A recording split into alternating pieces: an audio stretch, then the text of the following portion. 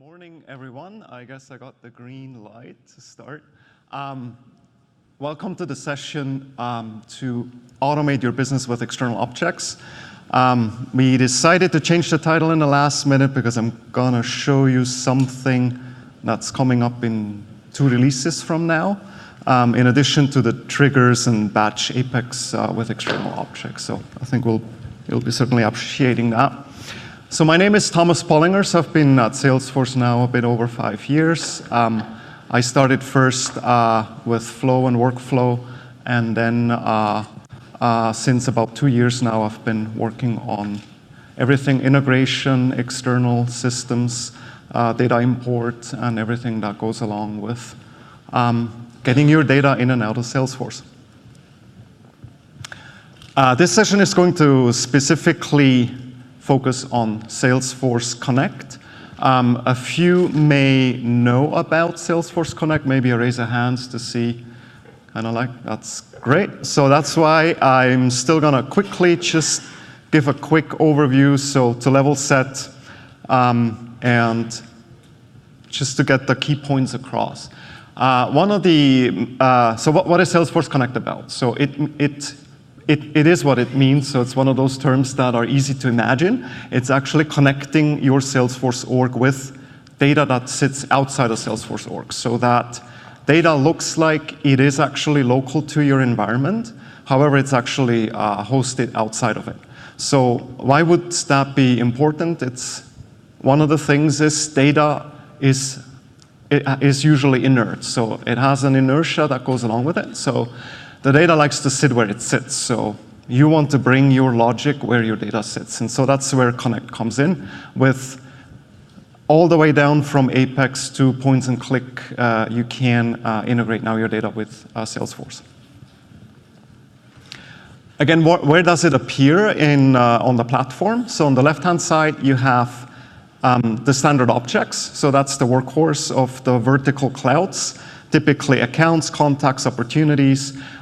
These are all the basic entities that come along for every org when you sign up a new organization. On the right-hand side to it are custom objects. So these are what is known as kind of like build your own entities, and they're specifically tailored for your business need. And this is where external objects fit in, as essentially the data that you're connecting to in general is shaped based on your specific business needs, and as such, that's where external objects have best fit. So that's where they're very close cousins to each other. The only difference is that the data is now residing outside. So as an example, you have here orders that may sit as order BAPIs or so on SAP and being connected through, in this particular example, through OData.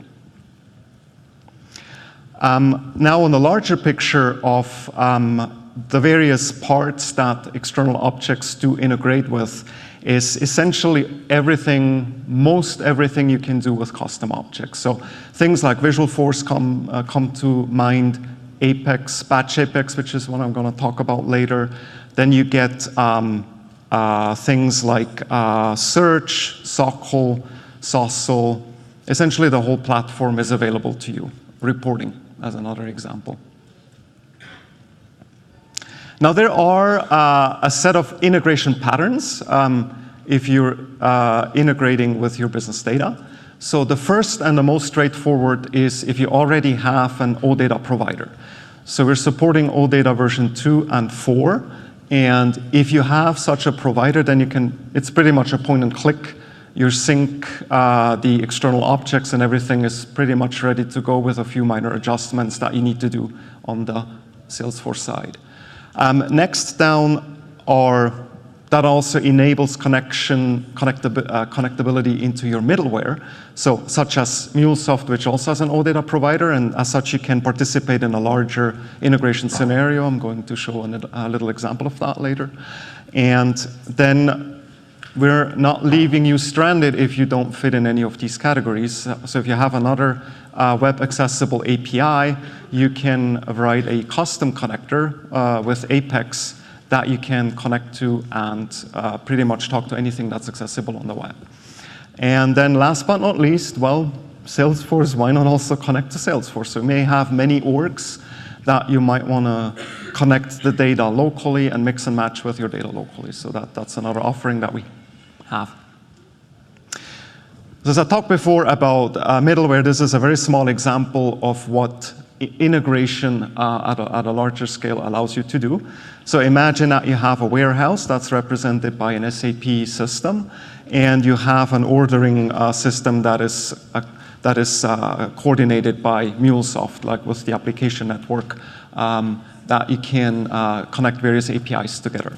So in this specific example, if there's a change in the warehouse, an event notification will be sent to Salesforce, which is on the left-hand side, and you can run any type of automated business process or visual force page that reacts to that particular change. And then you can make business decisions based on that, offline or online. And in this case, for instance, that may lead to make an order and ship the order. So you're talking to your MuleSoft endpoint via other APIs or Salesforce Connect as well, and then you can place an order. And then the shipment goes out. Another possibility here is external services, which we're going to have a talk today at 1 o'clock, which allows you to consume Swagger APIs as an example of how you can integrate in Salesforce. So this is the one left alone child that we didn't want to leave out, so that's why we renamed the title to Automate Your Business Process. And how couldn't you better do that than with Process Builder? So with Spring 19, again, Safe Harbor and all that, we are now enabling external objects in Process Builder and also the underlying engine, the Flow engine. This is specifically appealing for administrators who want to get a quick, through rapid development, point and click decision tree to have a simple business process build up and then integrate your external data with that as well, which so far you weren't able to do. So what we're leveraging here is the ability to trigger a process through a platform event. And one of the first actions that you usually do when you have a platform event, you look up the object of interest that you're going to process. In this case, you can now look up an external object and then use that as your triggering object, so to speak. Here we have an example of, I'm going to show a demo of that later, decision trees where you can access formula, you can access merge fields. In particular, we're supporting the two relationships, the external lookups that allow you to look up to an external parent, as well as indirect lookups that allow you any field on any object to look up on any field on an external or internal object by its unique ID. So as a user, however, of this tool, you wouldn't know that the underlying relationship is working this or that way. So this is all transparent to the user. It just works like a normal lookup. The other addition that has been around for 2 releases in pilot, that is going to be in beta for Winter 19, is the ability to track changes from the remote system and then have triggers act on external objects. So you can see here on the left-hand side, that's a Salesforce org. Remember the picture before on the left box. And then you get the external system that is on the right-hand side that represents here an SAP or any other system that you're talking to. So with a click on a check mark, you can enable an entity to keep being informed of changes that happen to it on the external system. So what actually happens under the covers? So the first thing that happens is that by clicking it, it will select all the fields that are on the external entity here represented by _X. This is how we can identify an external object as opposed to _C. And in this particular case, the connectivity is towards an OData 4.0 connector. And that will translate that query into its OData equivalent of getting all the fields on that particular entity. Now note the small change here. There is a header that is added, which is prefer track changes. So a preference is sent to the backend telling it that What we really mean with this query is to check any updates that happen on the data set that is determined by that initial query. So one of the features that are upcoming, but it's also based on your feedback, you can select a subset of fields that you might want to track, or you can add a filter criteria as well, and an external system will only consider that subset if you're not interested in changes on the full table. What the external system then will do, it'll respond with preferences applied, so that these track changes have been applied. And if that is the case, then a poll will be scheduled to run in a given time. The default is 30 minutes, but it can be triggered as low as 5 minutes. And so that's configurable. If the time's up, the scheduler calls the external system and then asks it to give the changes with a special delta URL, delta change URL that the external system has sent. That's an opaque URL from a client's perspective. It's kind of the token to the kingdom on the other side to tell me now about all the changes that happened since I have contacted you the first time. And so what happens there, it'll send you back the next delta link, so to give changes from now on, and in addition, all the changes that happened since then, so creates, updates, and deletes. These are in the OData either Atom or JSON format that are being published, and internally we're converting them into change data event capture objects or events. So I'm going to cover that later, what that looks like. So this is a standard format that sits on top of platform events, and this is how a change is represented within Salesforce.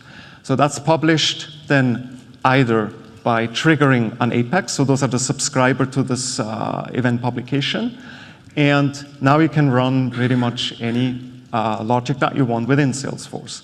And that's more meant as batch processing, backend processing, automation that is most of the time unattended. And the other side of the equation is the streaming API that can be exploited either by a browser application. So in this case, you can write a Visualforce page with the streaming API over CometD, which I'm going to show a demo. And similarly, you can have a standalone client or any other application over the web that is CometD long poll enabled, and then you can get all the events as you're used to with platform events in the streaming API. It fits exactly in there. So from that perspective, you wouldn't know that this is an external object. So what is this change data capture object that I've talked about? So here is a representation of an external object. It has its standard fields, so it's very similar to custom. The only difference that we have an external ID as well. That's representing the record ID on the external system. And then we get all the custom fields that are unique to this specific entity schema. In this case, a name, unit, price, and a stock. On the right-hand side, we have the associate entity that is related to this object, and that has now a set of fields that characterize the change that happens on a particular record of this entity. So here in this case, it is an amalgam of other concepts that we have in Salesforce. The first one being it's a standard platform event, so it acts as an event, so it's able to use all the facilities that you have with platform events today. So you can subscribe to it, you can publish to it, you can use the APIs to publish. Specifically for CDCs, the publication is done internally, so the API access is disabled for that specific entity. You'll see that it has a replay ID, and that works exactly the same as for other platform events. And then the changes are on the change event header fields. So those are a set of standard fields that characterize the change that this event carries along. So one of the notable things is the entity name. It has also the record IDs that are related to this change. And then an important other element that I'm going to show with an example after is schema and a set of other fields. And then the last one is your custom fields that are represented with the schema at the time the entity has changed. So if the subscriber will get the event sometime later, they still can discover the original schema in case the schema for the product has changed meanwhile. So it'll be represented based on the original schema. So here is an example with the streaming API. On the right-hand side, you see the change event header in yellow.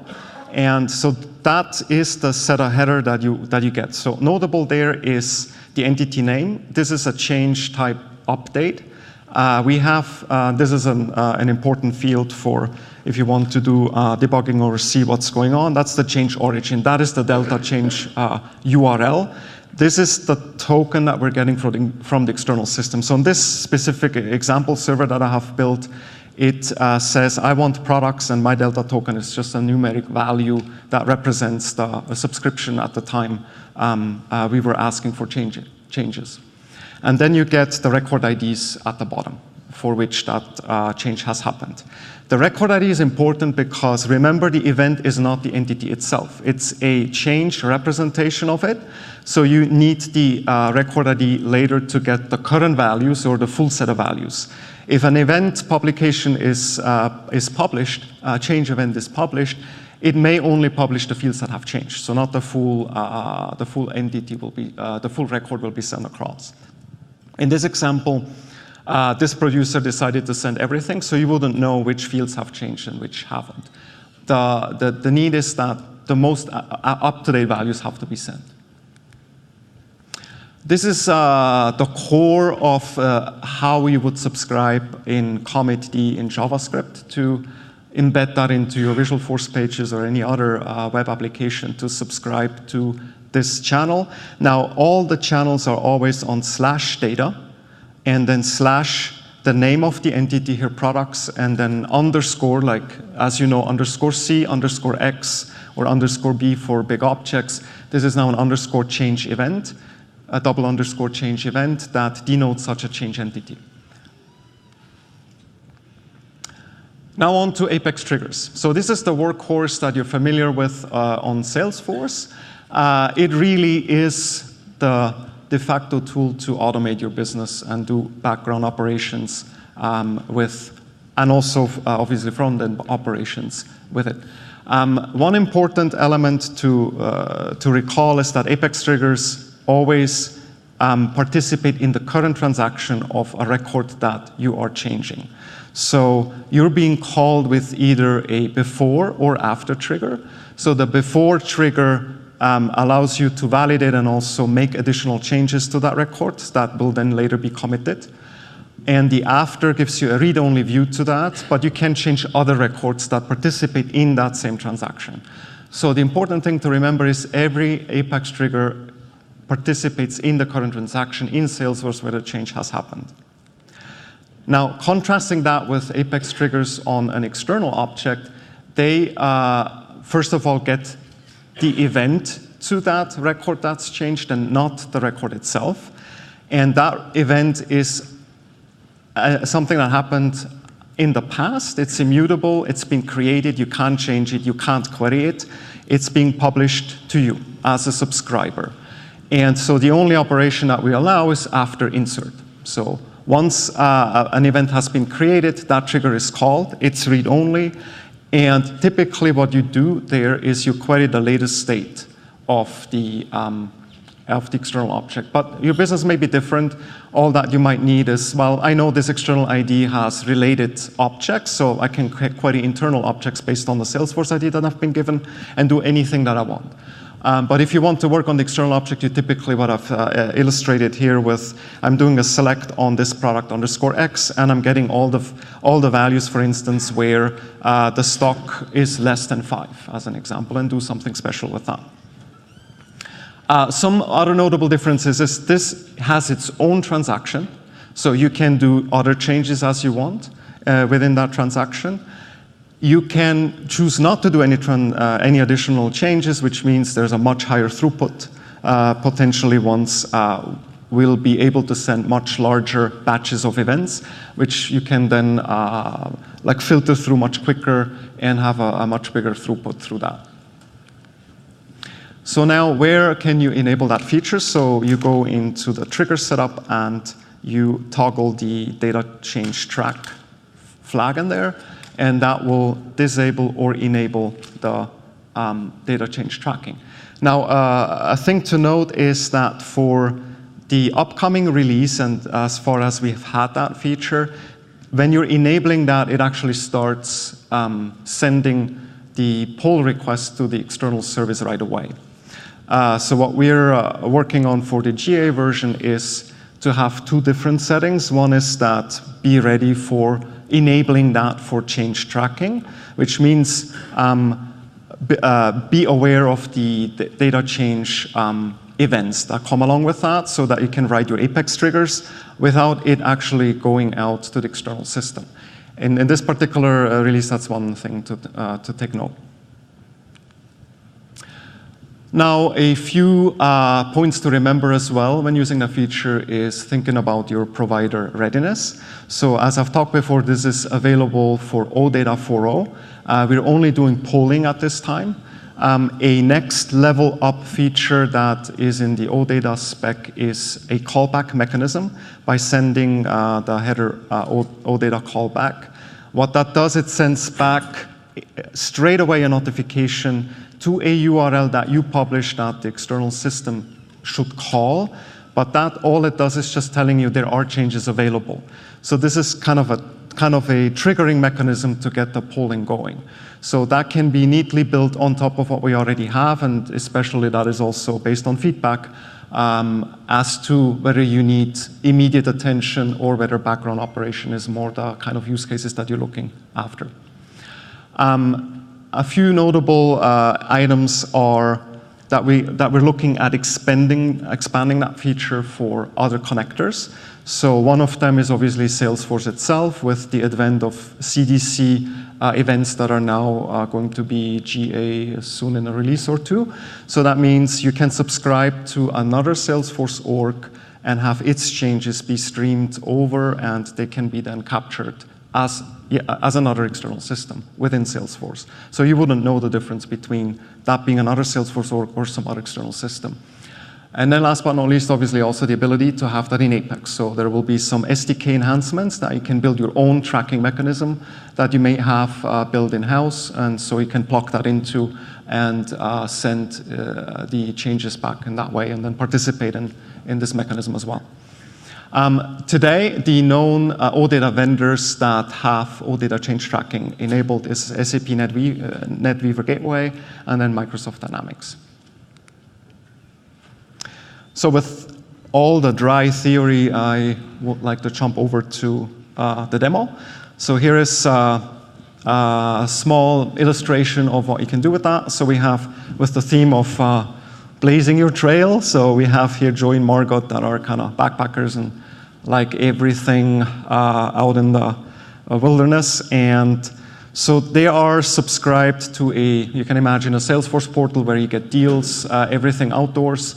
And so with that, I want to illustrate both the ability of them being able to browse changes that, let's say there is a tent on sale that Cody, the outdoor fitter shop owner, has put out for a flash sale or a deal or something like that. And Margot can go in and see that on the portal that those are the current deals that are now up there. So that's an example of a Visualforce application page. And they can order, okay, that's the 10 I want, so order it, and then the order is going through Salesforce Connect to the external system here to Cody Outdoor Fitters warehouse, and the order is submitted. So in this example, Cody uses another subcontractor to actually ship the product. And then the shipping company has a feature that sends events out about the current status of where your package is while it's being delivered to you. So you have an example, you have it's being shipped, then it's in transit, and then afterwards it's out for delivery. Now, that's where you can now use a process builder to customize notifications. So let's say that you want to be notified right away that when it's out for delivery, because you don't want folks, your neighbors, you're not trusting them, come and pick your stuff from the porch. you can be delivered ahead of time so that you're home for getting the tent and then maybe pitching it up on your backyard. So this is how you can customize that. So this is an example of a business process doing that. And then the other example here is if there are stock items that are low, a change event is now sent. So this is an example here now of an SAP system that's representing the inventory. And if a change is low, then we're getting on the next pull notified that there's a change on this particular product, and you can run your business here. So the example that I showed before on the Apex trigger, I can now do a stock count on the current stock of items that are in the warehouse. And if it's below a certain threshold, then I'll send out a notification by SMS or email or whatever you have set up, and then notify the customer. So this showcases you kind of the various features on how they can fit together to get a rounded picture of integrating your external data with your local data. And with that, I'm going to switch over to the demo. So, all right, so hopefully this is kind of visible. So here I have my phone set up on and projected out into getting a few commercials there. And what we have here is, so here is the this is the warehouse, or excuse me, the portal with which Joey and Margot are logging in. And so one of the things that I want to show here are the external object setup. And so we have here, these are the three entities that are now synced to a sample warehouse. So we have here product and product order. So what I'm doing here is I have this entity now enabled for data track changes. So this is here. So this is now tracking changes from the external system.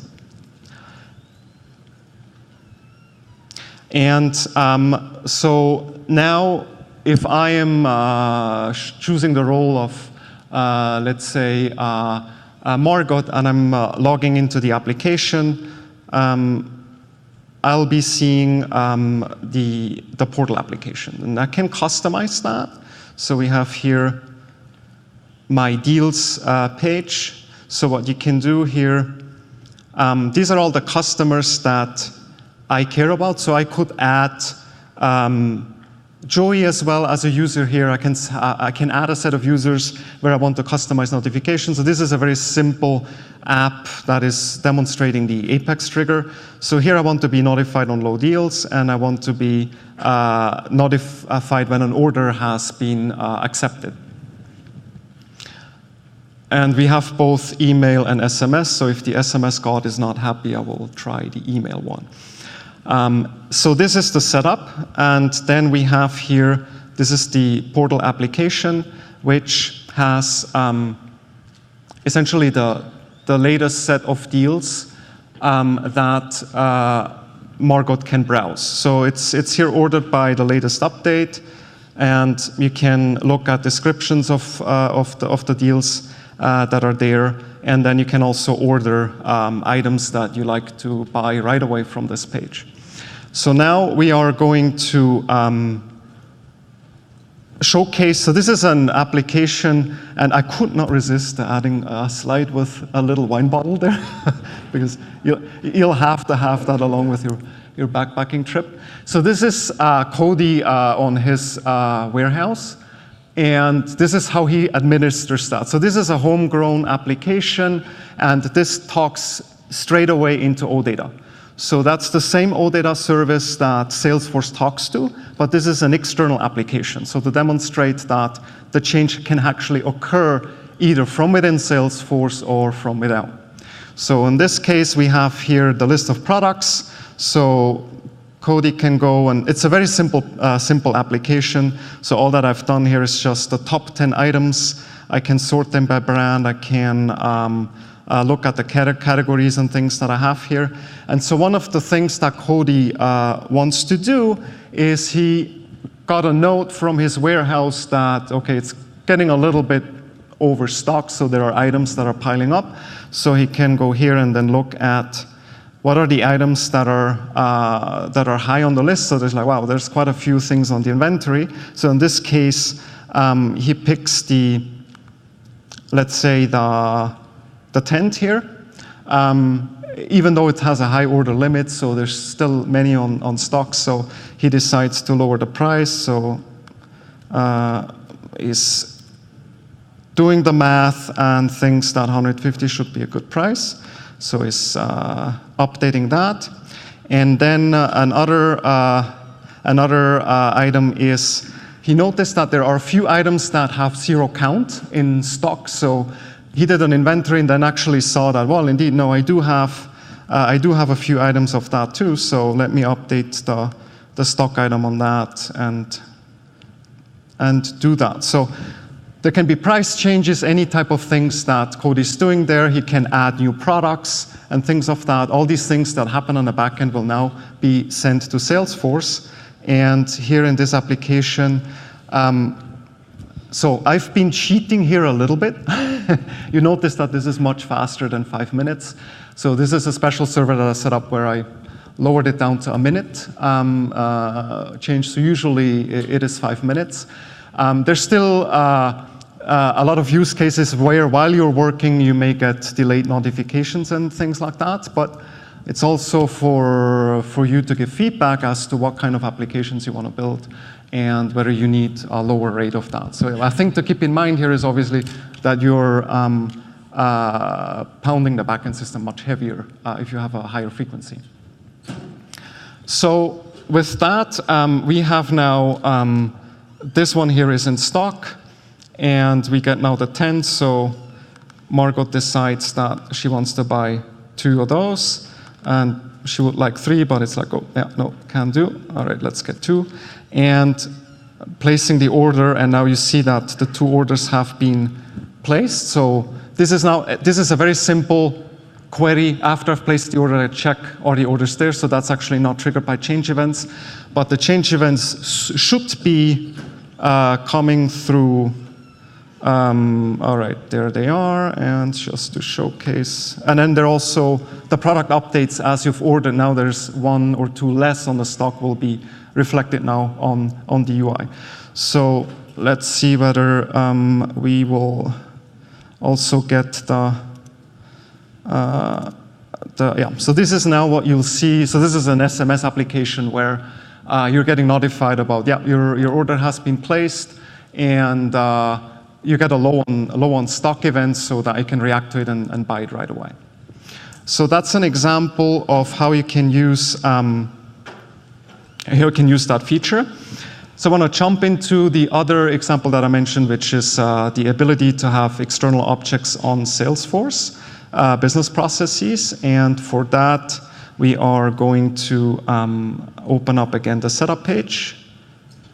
And we are going to the process event. So this we have here. All right, so we got the process builder. And in the process builder, here we have the shipping tracking notification. And so this looks like any normal process that you're familiar with.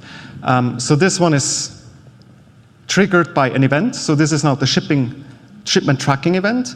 And I'm pairing it up with a product order.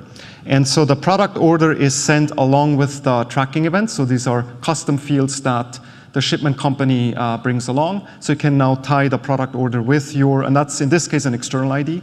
You can tie that up with the product on your external system, the order on your external system.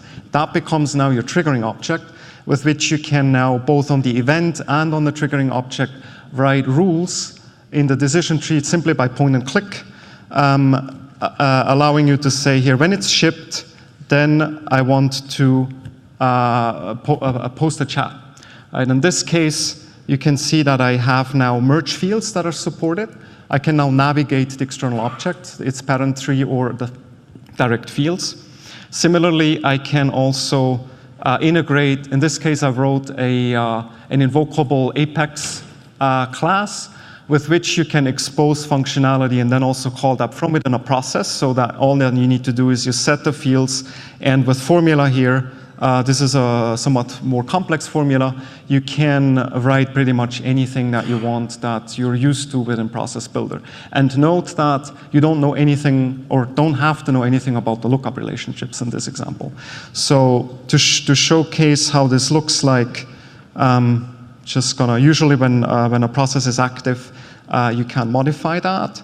So you have here the process that is being cloned, and then you can see that this product is now having a lookup to a customer, which is an internal custom object, and I can get all the fields from that as well.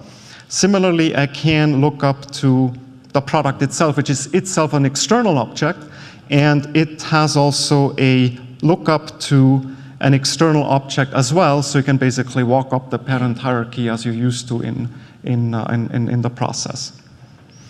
So with that being said, I'm running a small example here on the developer console. So I'm simulating here the sending of an event. So all I'm doing here is I have a little piece of code that creates an order, and I need to check on my SMS which was the order I got. So that was the order 5. And so that order has now been shipped. So I'm running that.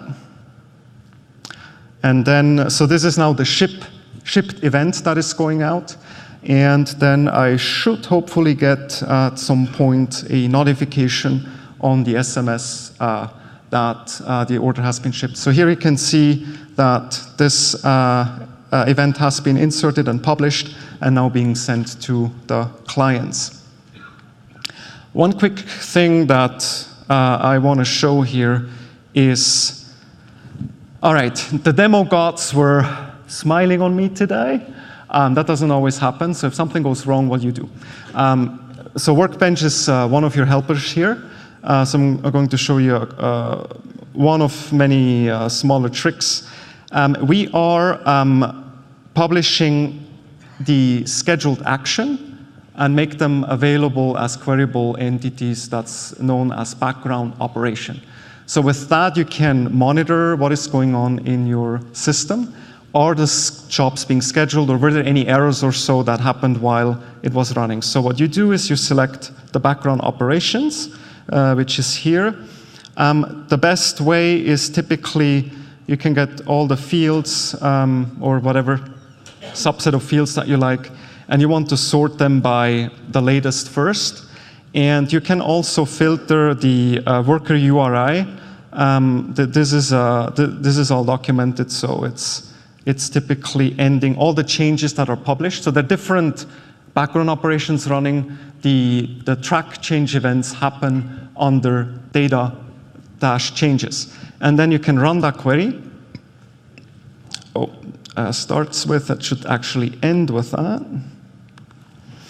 So you can run that query, and then you can see the time it was created, when it's expiring, when it's actually scheduled to run. So you can check that. Well, I set it to 5 minutes, but it says something else here, so you can know that. You know the entity for which, so we have here product orders and product that is scheduled. Later in a feature, once we're enhancing it, we also try to do retries. Currently, when there's an error, we back off right away. And then when it was submitted, and here is the actual URL that is tied to the specific change. Now, one important field to watch out for is the error field. So you can actually look here that while my laptop where I have my workhorse warehouse application running was not available, so my server couldn't talk to it. So that means I got an error here and tracking was disabled. So this should help you in that regard. So with that, I'm running a little bit late. I want to quickly just talk about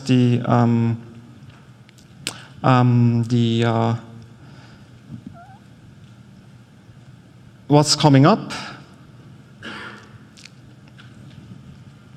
So we have the batch Apex. So very quickly, we have that enabled now that you can query of up to 50 million records.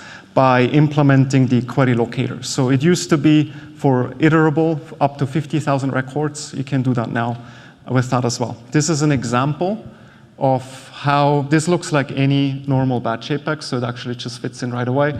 You give it the query, and then after that, you can process them in batches. So that's what that does. One important thing to remember, try to use server-driven pagination where the server keeps the state.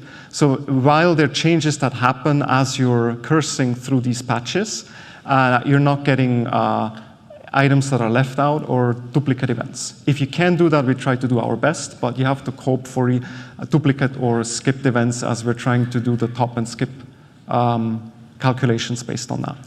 And just quickly on the roadmap, so I talked about triggers on external objects as beta.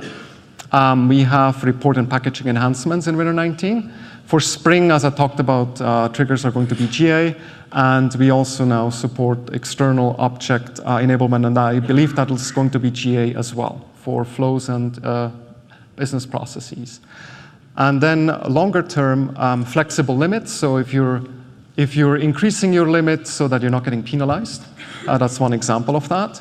We're also enhancing named credentials. That's our authentication mechanism with which we authenticate external services as well as Salesforce Connect. And we're adding JOT support for it. And further also a dynamic setup so you can have more than one endpoint dynamically chosen at runtime. Formulas for external objects, so extending what we have for process builder for external objects in general. Remote join, today we do everything locally, so that allows the external system, if it supports it, to do the join on the external system. And then one very interesting feature is the ability to have a declarative data source now with the advent of APIs through Swagger that declaratively can advertise themselves. If that is a data API, you can now with point and click configure a custom connector to such an enabled API. But keeping in mind that it has to be a data API.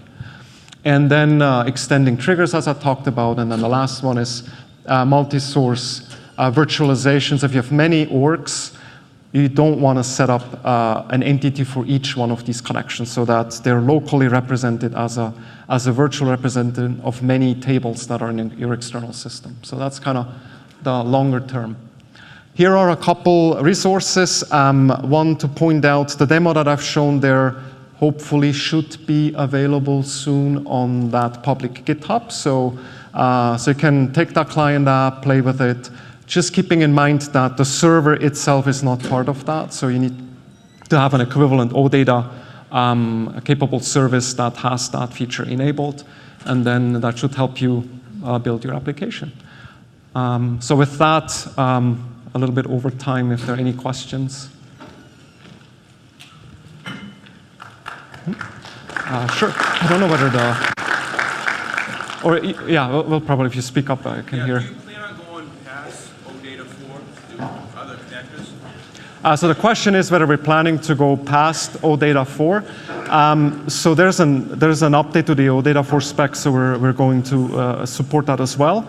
And we are also using other, like the custom Apex, so you can build that yourself, and then with Salesforce as well.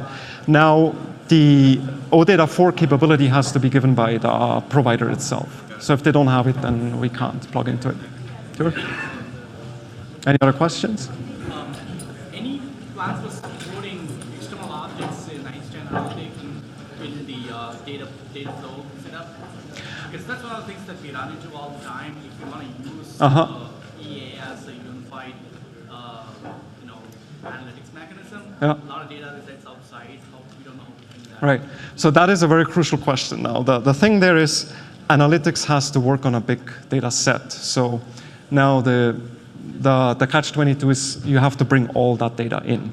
So we're working on that, but that's a much further thing out there. EA supports software. EA support running a software query to pull data from in EA using software. And since external objects are available in software query, you can try that. I think that doesn't work. Okay. Get some sort of error. where you run SOQL against external object Uh-huh. and try to patch it in data flow? You should be able to actually, whatever you import, you should be able to then pass it There's a along. PLC for that, but the volume, because the data are not residing inside of Salesforce, so the volume wouldn't be as big as internal objects, for example. And it's not just Salesforce Connect, it's also whether, when we extract data from the external system, whether we could handle that large batch. True. I of mean, data. something like a CDC kind of a thing. I mean, reacting only to diffs. Yeah, exactly. Yep, yep. And so those are exactly interesting things where you may have a trained data set and then you want to set up incremental updates to that. That is a beautiful example where you work on an existing data there. But the whole data set, that's a very thing that you need to look at because. But to be honest, it kills a lot of use cases for us. Uh-huh. When looking at EA, Right, we right. have Salesforce never is one single ecosystem. Like Uh-huh. there's so much outside. That is exactly right, yeah. Cool. All right, thanks. Sure. Me outside. Oh, yeah, we probably have to.